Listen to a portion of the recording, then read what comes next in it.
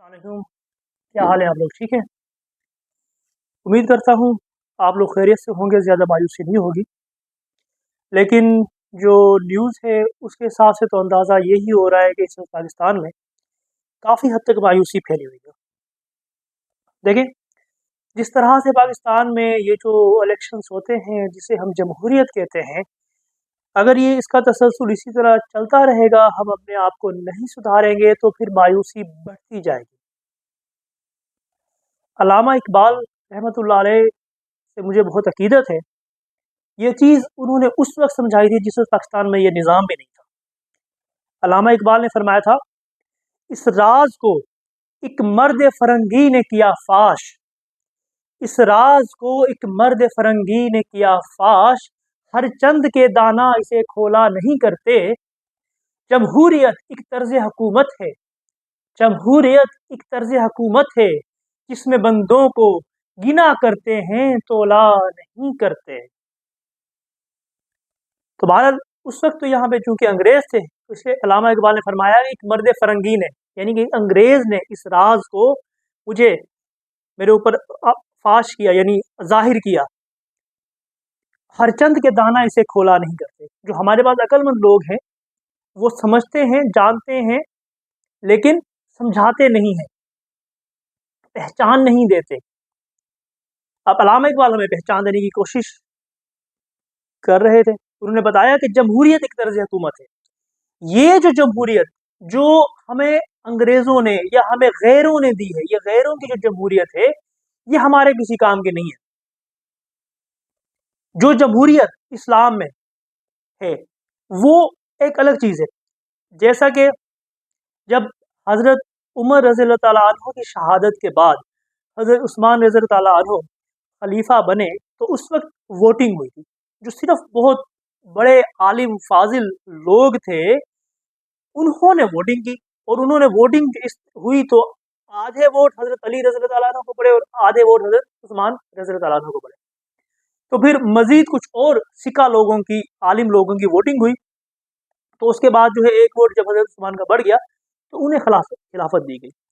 तो वोटिंग जमहूरी निज़ाम है, इससे इख्तलाफ नहीं है। लेकिन जो फरंगियों ने हमें जमहूरी निज़ाम दिया उसमें क्या, उसमें अल्लामा इकबाल फरमा रहे हैं जिसमें बंदों को गिना करते हैं तोला नहीं करते। अब इसका मकसद ये है कि भाई देखें, काउंटिंग है। अब एक बंदा है जिसने पीएचडी की हुई है, जो हजारों लोगों को पढ़ा रहा है। कोई बंदा है जिसने एक से ज्यादा पीएचडी की हुई है, वो लाखों लोगों को वो पढ़ा चुका है, वो एक बहुत आलिम बंदा है, उसके पास बहुत इल्म है, फजीलत है। अब उसका भी एक वोट एक काउंट होगा, और दूसरी तरफ वो लोग चाहे उन्होंने डिग्रीज कर ली हो किसी तरह कर ली, लेकिन वो इल्म रखने वाले अगर नहीं है, जोहला की तरह के हैं, या वाकई उन्होंने कोई डिग्री भी नहीं की और इल्म भी नहीं रखते और हैं भी जोहला की तरह, तो वैसे 40,000 बंदे जमा हो जाए, लेकिन उनके अंदर वो सकत ही नहीं है, वो उनके अंदर कैपेसिटी नहीं है कि वो जो है इस मुआशरे की बेहतरी के लिए कोई इतने बड़े जो है वो सोच रखते हों, समझ रखते हों कि वो फिर इस निज़ाम में जो है वोट दे के इस निज़ाम को बेहतर बनाने की कोशिश करें। तो देखें, सिंपल सी चीज़ है। अल्लामा इकबाल के कहने का मकसद ये था कि देखें, सोना जो है वो 1 किलो आप कह रहे हैं 1,000 रुपए का, चांदी भी 1 किलो 1,000 रुपए की, हीरे भी 1 किलो 1,000 रुपए के, और कचरा भी, भूसा भी एक किलो 1,000 रुपए का, कोयला भी 1 किलो 1,000 रुपए का, हर चीज आपने 1,000 रुपया किलो कर दी। तो यही वजह है कि जब 2008 के इलेक्शन हुए तो उस वक्त लोग कह रहे थे कि धांधली हुई, 2013 के हुए कहते ज्यादा धांधली, 2018 के कह रहे थे और ज्यादा धांधली, अब 2023 की कह रहे हैं, हम कह रहे हैं बहुत महाकिस्म की धांधली। जीतने वाला कह रहा है कि धांधली, हारने वाला कह रहा है कि धांधली। वजह क्या है? वजह यही है कि ये जो गैरों का दिया हुआ जमहूरी निज़ाम है, इसमें हमने जो वेटेज है वो गैर इस्लामी रख दिया। नबी अकरम सल्लल्लाहु अलैहि वसल्लम का जो बहुत मशहूर, आप लोगों ने ये हदीस सुनी होगी कि ठीक है, किसी अरबी को किसी अजमी पर फोकियत नहीं है, किसी अजमी को अरबी पे फोकियत नहीं है, इल्ला तकवा। सब इंसान बराबर है, लेकिन तकवा की फोकियत है। हाँ, अगर जुर्म हो रहा है तो नबी करीम सल्लल्लाहु अलैहि वसल्लम ने फरमाया अगर फातिमा बिनते मोहम्मद सल्लल्लाहु अलैहि वसल्लम भी, अगर उससे भी कोई गलती हो जाती तो उससे भी सजा मिलती। वैसे तो वो सैयद कायनात है, लेकिन नबी का कौल है तो इंसाफ है, यानी अगर कोई गलती करे तो सबको सजा भी एक जैसी मिलनी चाहिए। लेकिन जो तकवा वाले लोग हैं, जो इल्म वाले लोग हैं, जैसा नहीं कि इन्होंने बहुत सारे इल्म हासिल, एक बंदे ने भी 1000 किताबें पढ़ ली, लेकिन वो अमली तौर पर तो जाहिल है। लेकिन एक बंदा ऐसा है जिसने किताबें बेशक 100 पढ़ी हो, लेकिन उसका अमल ऐसा हो कि वो उस अमल से जाहिर होता हो कि वो बा अमल आलिम है। तो वो लोग जो इस मुआशरे को सुधार सकते हैं, जो इस मुआशरे को बेहतर बना सकते हैं, जो इस मुआशरे की खिदमत कर सकते हैं, उन लोगों का भी वोट एक वोट काउंट होगा।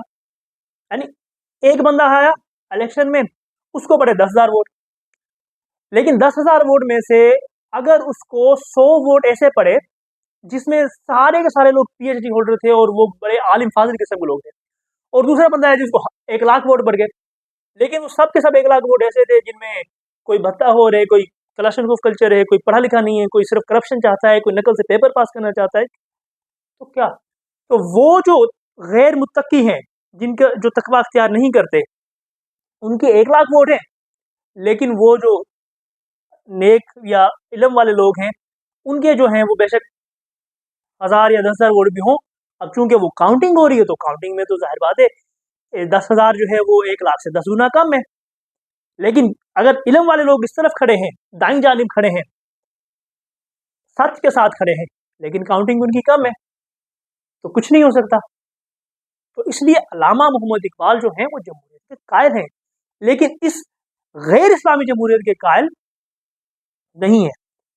तो बहरहाल काश आप लोगों को अल्लामा अकबर की बात समझ आए। तो हुआ क्या एक्चुअली, हुआ ये है कि भाई मैं नहीं जानता ये किसका कॉल है, लेकिन बहुत ये ना इलेक्शन के दिनों में बहुत लोग कह रहे थे वोट एक अमानत है, वोट एक अमानत है, आप उसने इसको जरूर देना है, ये करना है। अगर फर्ज कर लेंगे वोट एक अमानत है,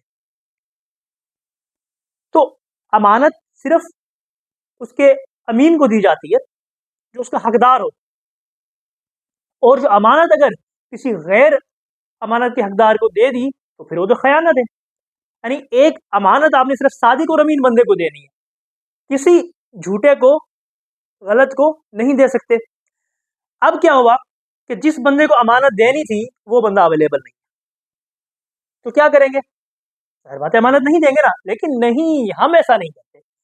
हम क्या करते हैं, भाई अमानत है, बस दो जान छुड़ाओ। वहां पर एक वो अमीन बंदा था, एक अमीन बंदे को अमानत देनी थी जिसने कभी झूठ ना बोला हो, जो हमेशा सच्चा काम सच बोलता हो, जो लोगों की खिदमत करता हो, जिसने कभी गलत लोगों की सपोर्ट ना की हो, वो अमानत का हकदार था। अब हमने कहा कि ऐसा बंदा हमें या तो नजर नहीं आ रहा या कमजोर नजर आ रहा। अब क्या करते हैं कि ये अमानत है, ये एक ऐसे बंदे को दे देते हैं जो बहुत ताकतवर है। तो जब अमानत में खयानत हो गई, और इतनी बड़ी खयानत हो गई कि वो लोग अमीन और सादिक नहीं थे, उनके पास वो अमानत चली गई, तो फिर उस अमानत से किस तरह एक मुआशरा बढ़ेगा। तो बहरहाल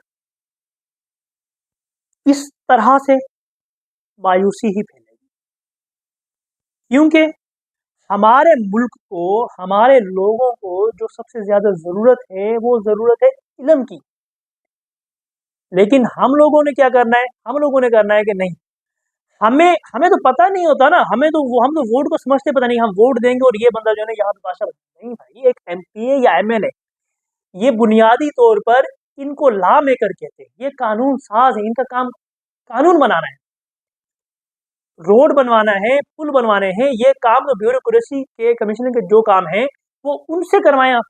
लेकिन नहीं, हमें क्या होता है कि जो काम किसी और डिपार्टमेंट का है वो सारे के सारे काम हमने जो एमएनए और एमपीए से करवाने होते हैं, और जो उनके करने के काम है जहां पर कानून साजी है, तो उसकी तरफ तो हम समझते नहीं कि अब ये हमें पता नहीं है कि ये कौन लोग हैं और किस तरह कानून साजी करेंगे।